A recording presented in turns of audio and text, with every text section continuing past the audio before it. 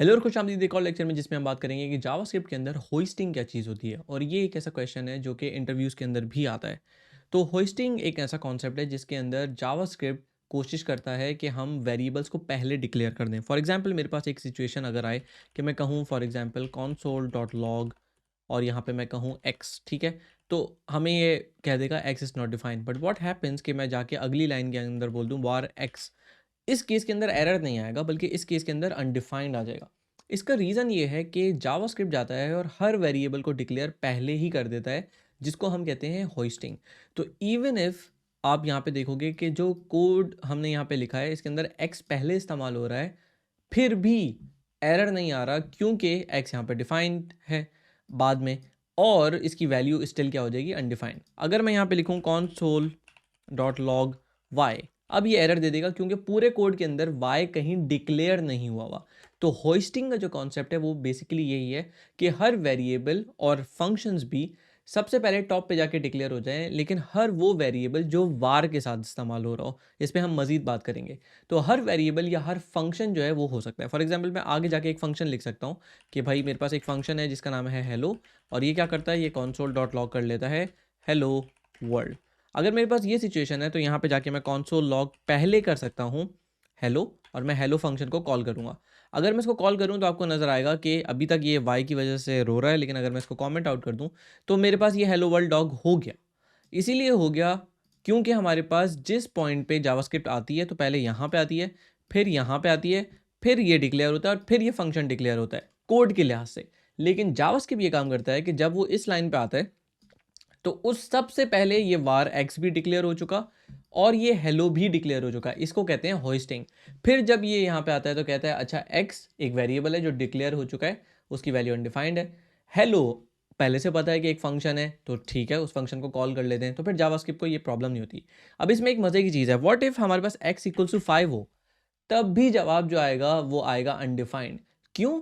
क्योंकि होइस्टिंग ये काम करती है कि होइस्टिंग सारे वेरिएबल्स को और सारे फंक्शंस को, जो वेरिएबल इस तरीके से वार से डिक्लेयर्ड हो और जो फंक्शन इस फंक्शन कीवर्ड के साथ डिक्लेयर हो, उन सबको होइस्ट कर देता है, उनकी डिक्लेरेशन को, उनकी असाइनमेंट को नहीं करता। यानी कि उसकी वैल्यू इस पॉइंट पे नहीं होगी। जावास्क्रिप्ट जब यहाँ पे आएगा तो उसको एक्स वेरिएबल डिक्लेयर हुआ हुआ तो मिलेगा, लेकिन उसकी वैल्यू नहीं मिलेगी। वैल्यू तभी असाइन होगी जब कंपाइलर एक दफ़ा यहाँ जाके यहाँ जाके यहाँ जाके यहाँ पहुँचेगा। जब वो यहाँ पहुँचेगा तो वैल्यू असाइन हो जाएगी। अब आप जाके यहाँ पर console.log अगर एक्स कर रहे होगे तो आपको उसकी वैल्यू मिल जाएगी 5। यहाँ पे कोई प्रॉब्लम नहीं है, ठीक है। इसी तरीके से ऐसा भी हो सकता था कि मैं डिक्लेयर यहाँ नहीं करता, लेकिन मैं ये करता कि मैं टॉप पे जाके x इक्वल्स टू 5 कर देता। ये काम भी करेगा सही से। क्यों? क्योंकि इस पॉइंट पे यहाँ असाइनमेंट हुई है, फौरन से असाइन हो गया, लेकिन इस असाइनमेंट से पहले जैसे कि मैंने बताया होइस्टिंग कोई भी कोड रन करने से पहले सारे वेरिएबल्स डिक्लेयर कर चुकी होती है। तो जिस पॉइंट पे ये यहाँ पहुँच रहा है, x पहले से डिक्लेयर हो चुका है होस्टिंग की वजह से, फिर उसकी वैल्यू असाइन हुई, यहाँ पे भी लॉग हो गया, यहाँ पे भी लॉग हो गया, कोई प्रॉब्लम ही नहीं है, ठीक है। तो होस्टिंग का कॉन्सेप्ट आई होप आपको समझ आ गया होगा, जिसका मतलब है कि मैं फंक्शन को कहीं पे भी डिक्लेयर कर सकता हूँ, कितना ही नीचे डिक्लेयर कर सकता हूँ, लेकिन मैं उसको जब भी कॉल करूँगा वो चलेगा अगर मैंने कोई फंक्शन ऐसे डिक्लेयर किया हुआ है तो। अब मैं जाता हूँ इस वार को मैं चेंज कर देता हूँ लेट में। अब जो है मसला बहुत ज़्यादा बढ़ जाएगा। उसका रीज़न ये है कि लेट जो ES6 के अंदर आया था, लेट हो गया, कॉन्स्ट हो गया, ये बेसिकली इसीलिए आए थे कि ये स्कोप को थोड़ा स्ट्रिक्टर कर दें। प्रॉब्लम ये है वार के साथ कि मैं किसी भी पॉइंट पे जाके x इक्वल्स टू 5 यहाँ पे लिख रहा हूँ, तो बजाय इसके कि पहले से मैंने ये वेरिएबल डिक्लेयर किया हो, मैं इसको चला सकता हूँ वैसे ही। दूसरा प्रॉब्लम ये है कि कोड के अंदर लेट से हमारे पास बहुत सारे लाइन ऑफ कोड होते और कहीं जाके एक और जगह पे var x इक्वल्स टू 10 हुआ था, ठीक है। अब अगर मैं कहीं पे console.log कर रहा हूँ तो मेरे पास वैल्यू जो है वो डिफरेंट आ रही है। लेट्स से हमारा जो हेलो फंक्शन है, इस ये console.log के साथ साथ वैल्यू x को भी लॉग करता फॉर एग्जांपल, ठीक है। तो मैं यहाँ पे x को लॉग कर रहा हूँ। अब आप देख रहे हो x की वैल्यू क्या आ रही है, 5 आ रही है। लेट्स सपोज मैं कहीं पे बाद में इसको चेंज करता हूँ, फिर बहुत ज़्यादा आगे जाते हैं किसी और फाइल के अंदर, और अब मैं हेलो को कॉल कर रहा हूँ, तो क्या होगा, अब इसकी वैल्यू 10 आ जाएगी। अब जो टीम है उसको पता ही नहीं चलेगा कि ओहो इसकी वैल्यू तो 5 होनी चाहिए थी, 10 क्यों हो गई, क्योंकि किसी ने ग्लोबल स्कोप के अंदर जाके यही दोबारा से रीअसाइन कर दिया, यानी कि x को दोबारा असाइन कर दिया। जब हम लेट के साथ ये काम करते हैं तो पहली चीज़ तो ये होती है कि आप लेट के वेरिएबल को जिस वक्त डिक्लेयर कर रहे हो उससे पहले उसको इस्तेमाल नहीं कर सकते। यहीं पे बात खत्म हो जाती है। अब आप यहाँ पे देखोगे कि इस चीज़ के अलावा एक और जो एरर ये दे रहा है वो ये कि आप दोबारा से सेम वेरिएबल को डिक्लेयर नहीं कर सकते। तो ये जा रहा है नीचे और इसने देखा ओहो ये x दोबारा से डिक्लेयर हुआ है, ये तो नहीं हो सकता क्योंकि ये सेम स्कोप है, ग्लोबल स्कोप है, तो इसके अंदर ये नहीं हो सकता, तो मैं इसको हटा देता हूँ। अब ये बोलेगा कि नहीं नहीं नहीं, x जो है इसको आप पहले इस्तेमाल कर रहे हो और डिक्लेयर बाद में हो रहा है, तो ये भी नहीं हो सकता, तो इसको हम यहाँ से रिमूव कर देते हैं। अभी भी एरर देगा क्योंकि हम console log इस्तेमाल कर रहे हैं। और अब अगर हम आगे चलें तो फिर इसमें ये प्रॉब्लम नहीं आनी चाहिए और सारी चीज़ें ओके हो जाएंगी, ठीक है। अच्छा, यहाँ तक तो हमें बात समझ में आ गई। अच्छा, अब अगर मैं जाके यहाँ पे कहूँ लेट x इक्वल्स टू 5, तो आप यहाँ पे देखोगे कि console log इसका काम करना चाहिए। क्या हमने कहीं और पे भी इस्तेमाल किया हुआ है var x? नहीं, ठीक है। इस पॉइंट पे हम इसको हटा देते हैं और लेट से हम console log इसको हटा देते हैं, ठीक है।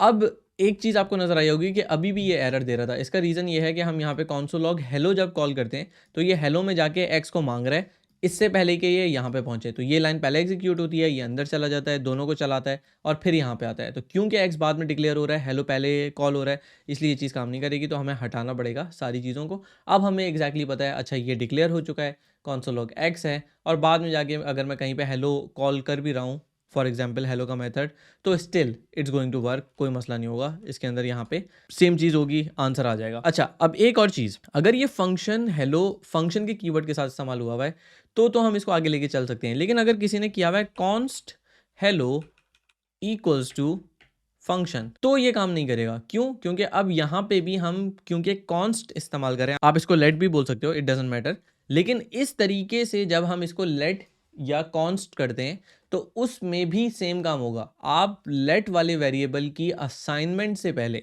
उसको इस्तेमाल नहीं कर सकते, तो ये हेलो अब इस्तेमाल नहीं हो सकता। अगर मैं इसको पुराने वाले फंक्शन जैसा कर दूं तो कोई मसला नहीं होगा, हर चीज़ कॉल हो रही है।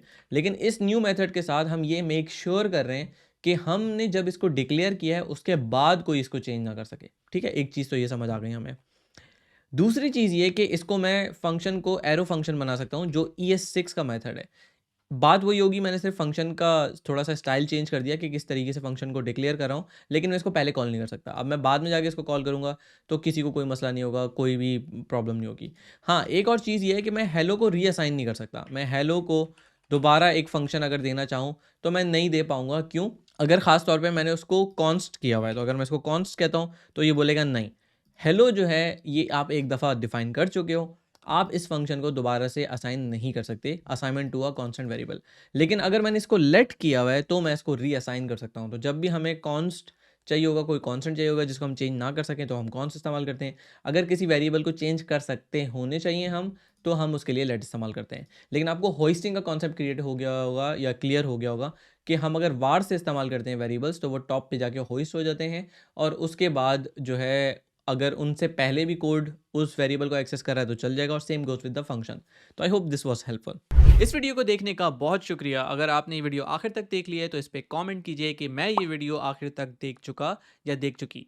ये कोर्स बिल्कुल मुफ्त है, तो आपके कमेंट से इस वीडियो को आगे तक पहुंचने में बहुत ज़्यादा हेल्प होगी। तो इस वीडियो को यहीं पर ख़त्म करते हैं। आप यहाँ पे देख सकते हैं अगली वीडियो। तो मैं आपसे मिलता हूँ अगली वीडियो में।